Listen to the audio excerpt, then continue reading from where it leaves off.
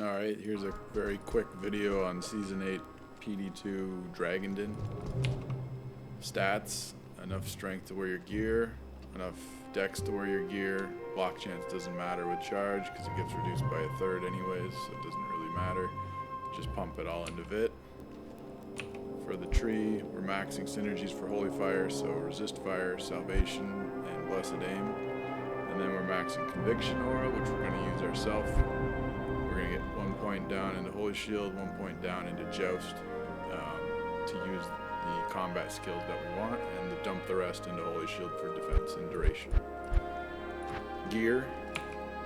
Dragondin is Hand of Justice, Dragon. Gives you level 36 Holy Fire and a bunch of other shit. You're not doing any physical damage, so you need life after each kill on your Drax and mana after each kill on your Silkweave to keep you going. And then I have a Crown of Ages for reduced curse reduction, as well as PDR, and a Verdungo's for PDR and a bunch of Vit. Basically to survive. Nature's Peace is kind of just whatever. I wanted more resist because you can get it. There's no other ring that's really going to buff your damage. And a Raven Frost to don't get frozen. And for the Cold Resort. And then for the Yami, I've got a Mars, but honestly it could be anything. For the Merc, we're using Zenith, which gives us Salvation Aura, which will top up all of our all resist. And we're using Stone, just because he's whatever, just so we can live. And a Flickering Flame, which gives us Resist Fire. So both these auras will boost our damage about 1,000. So it's not much, but it does provide us with more resistance. And that's it. For charms, I'm using like GG shit here, so like Perfect Torch, Perfect Annie with plus $2 skills. And then I'm simulating having a full inventory of these fire charms, 4% fire each. That's what this is. It adds up to 72% increased fire damage. And as well, for fire damage in the helm, we're wearing 3/5/5 fire faucets. I don't even have a spot to do a CTA, obviously. It's not necessary. I will make this map and cast Holy Shield. We're going to be using Charge as our main skill and Conviction to do some Pierce. And I'll just turn off the volume. And we'll note the time. 10 minutes, so yeah, we'll just start. So your radial damage is doing 2,000 fire damage every tick. And you're charging for 11 to 14, and in some cases it's more than that because you got a lot of pierce from Conviction Aura, and essentially you charge and hit a group of monsters once and they die. You'll see that sometimes I miss. That's the next hit always misses bug when you block, so that's getting fixed in Season 9, so this will be even stronger because every time you charge you're going to be hitting. We have Ignore Target's Defense on the weapon, so we're always hitting, don't care about attack rating, and that'll be even better next Season 2 because they're making it 100% instead of 95. And yeah, basically you just charge and stuff dies in one hit, and because you're using charge, you're moving very quickly through the map, like quicker than anything other than teleporting, I guess. But you're also doing damage, so it's extremely fast, extremely efficient. The weaknesses, of course, are if you come across a lot of ranged attackers, like quills or archers, you can start taking some damage.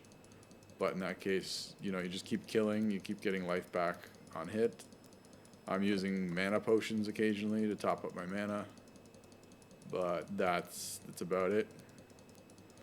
The Merc is kind of irrelevant. He's also got the Defiance Aura, which gives me a ton of defense, so that I'm not actually getting hit. So this is the boss room, and it's very quick at killing bosses too. Another thing with charge is your attack speed doesn't matter.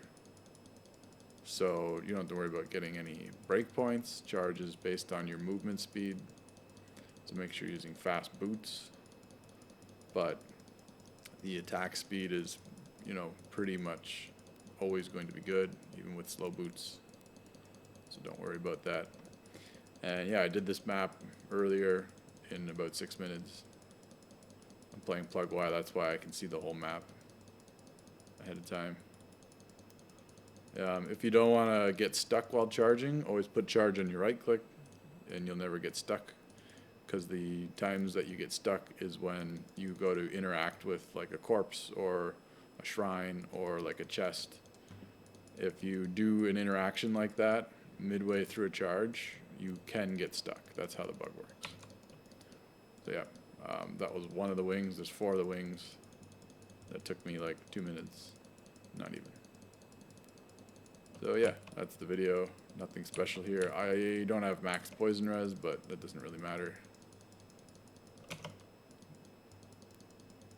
And yep. So this will work obviously in any map that doesn't have fire immunes.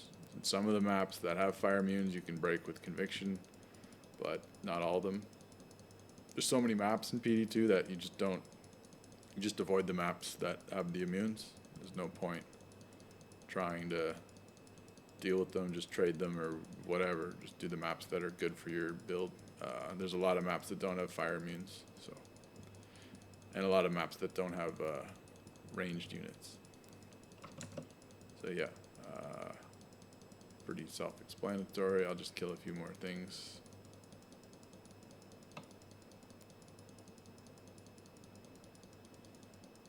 You could also use Joust to give yourself even more speed temporarily and reposition your mercenary if he's in trouble. But it's really not that necessary. Or if you get surrounded by immunes or something and you gotta get out, that's when you use Joust.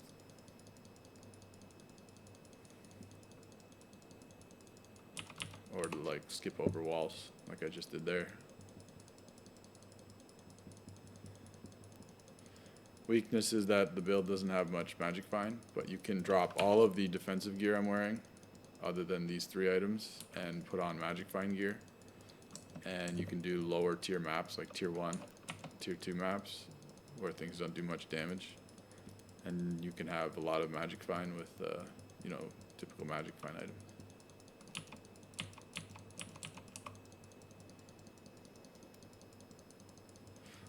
Another thing to note is your charge splash applies the fire damage from Holy Fire, and the longer you charge, like the greater the distance, the bigger the splash is when you connect. So if you're coming into a room and you're charging a long distance, you can sometimes one-shot like the whole room.